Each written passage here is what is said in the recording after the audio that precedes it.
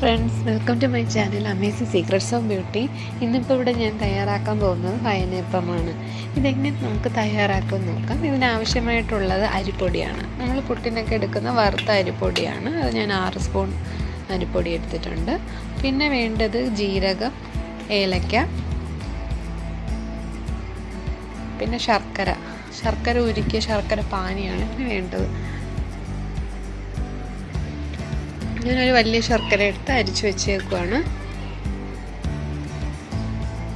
ഇനി കുറച്ച് ചൂടുവെള്ളം വെച്ചിട്ടുണ്ട്. ഇനി ഞാൻ ഇത് നമുക്ക് പൊടിച്ചെടുക്കാം. അതിന് വേണ്ടി ഞാൻ ജീരകവും ഏലക്കയും കുറച്ച് പഞ്ചസാരയും കൂടെ ഇട്ട് മിക്സിയിൽ അടിക്കുകയാണ്. കാരണം എന്നാലേ അത് കുറച്ചേ ഉള്ളതുകൊണ്ട് അത് അടിഞ്ഞു വരത്തില്ല. അപ്പോൾ കുറച്ച് പഞ്ചസാരയും കൂടെ ഇട്ടാൽ അത് നല്ല മിക്സായി വരും. അപ്പോൾ ഈ മിക്സ് നമുക്ക് ഈ പൊടിയിലേക്ക് ഇട്ട് കൊടുക്കാം. ഇട്ട് നന്നായിട്ട് ഇതൊന്ന് മിക്സ് ചെയ്തെടുക്കാം.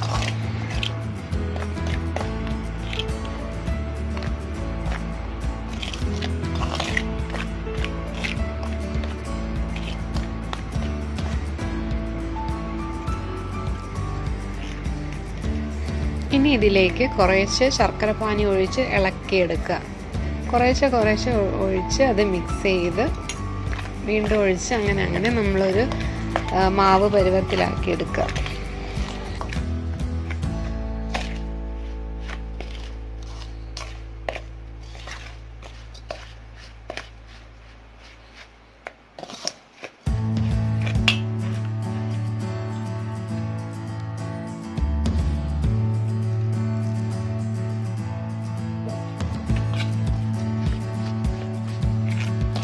അപ്പം എല്ലാ ഫ്രണ്ട്സും എൻ്റെ ചാനൽ സബ്സ്ക്രൈബ് ചെയ്യുക. നിങ്ങളുടെ ഫ്രണ്ട്സിനൊക്കെ ഇത് അയച്ചു കൊടുക്കുക. നിങ്ങൾ ലൈക്ക് ചെയ്യുക, നല്ല കമൻസ് ഒക്കെ ഇടുക.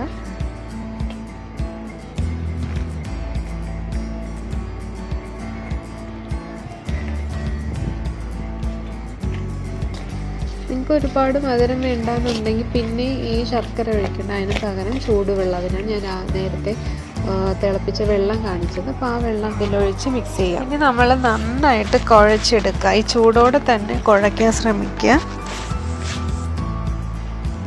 ഈ ഒരു പരുവത്തിൽ കുഴച്ചെടുക്കുക.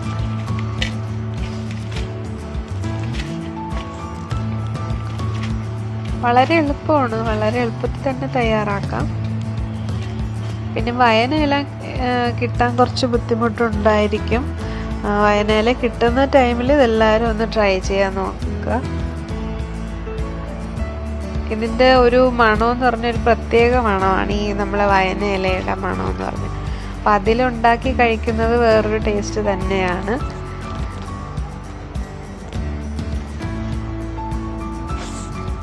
ഇതാണ് നമ്മുടെ വയനയില.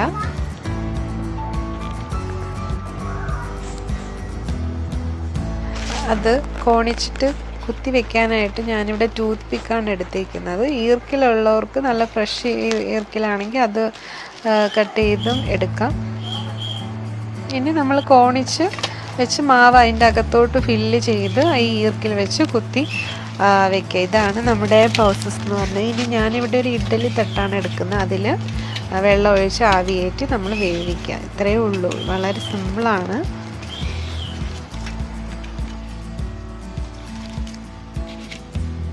ഇനി വെന്ത് വരുന്നവരേക്കും നമുക്കത് മൂടി വെച്ച് വേവിക്കാം.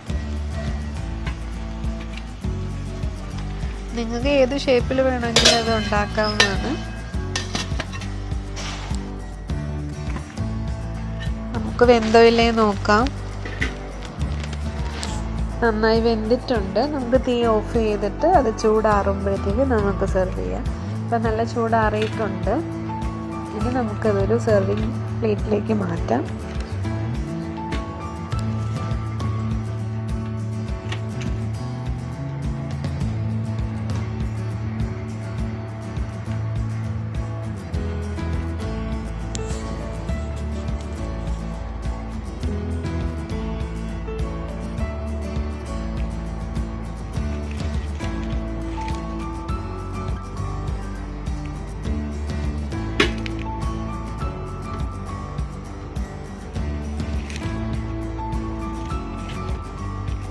ഒരു ട്രയാങ്കിൾ ഷേപ്പിൽ കിട്ടും. അതും ഒരു ഷേപ്പിൽ ഞാൻ അങ്ങനെ ഉണ്ടാക്കിയിരിക്കുന്നു. ഇത് വേറൊരു ഷേപ്പിലാണ്. നിങ്ങൾക്ക് ഇഷ്ടമുള്ള രീതിയിൽ ഉണ്ടാക്കിയെടുക്കാം.